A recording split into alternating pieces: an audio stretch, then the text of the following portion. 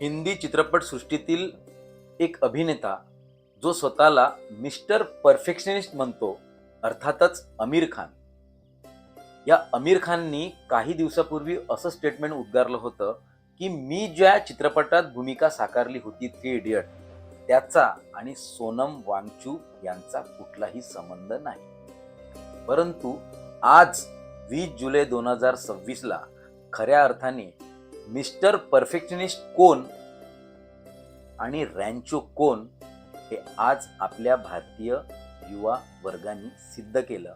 आणि खरंच मिस्टर सोनम वांगचूक हे खरंच या देशाचे मिस्टर परफेक्शनिस्ट आणि रॅन्चो झाले. गेल्या 20 ते 22 दिवसापासून मिस्टर सोनम वांगचूक हे जंतर मंतरवर आमरण उपोषणाकरिता बसले होते. आणि आज देशातील, जिल्ह्यातील, तालुक्यातील प्रत्येक युवा वर्गाने जो पुढाकार घेतला आणि शिक्षणाची सिस्टीम कशी असायला पाहिजे आणि शिक्षणाच्या व्यवस्थेवर कसा अन्याय होत आहे याच्या पुढाकाराने ते पुढे आले. आणि आज कुठेतरी माझा भारतीय युवा कोणत्याही पक्षाचा झेंडा न घेता आंदोलनात सहभागी झाले आणि त्यांनी सोनम वांगचूकच्या समर्थनार्थ जो पाठिंबा दर्शविला त्याबद्दल मी त्यांचे खूप खूप धन्यवाद मानतो.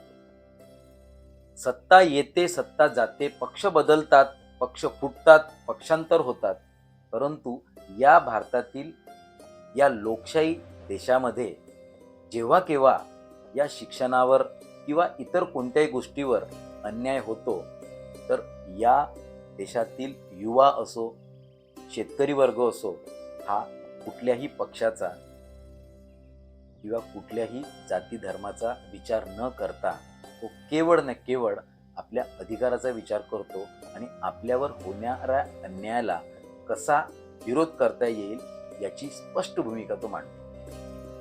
आज धर्मेंद्र प्रधानांनी जर आपली नैतिक जबाबदारी स्वीकारून जर राजीनामा दिला असता तर आज ही वेळ आली नसती.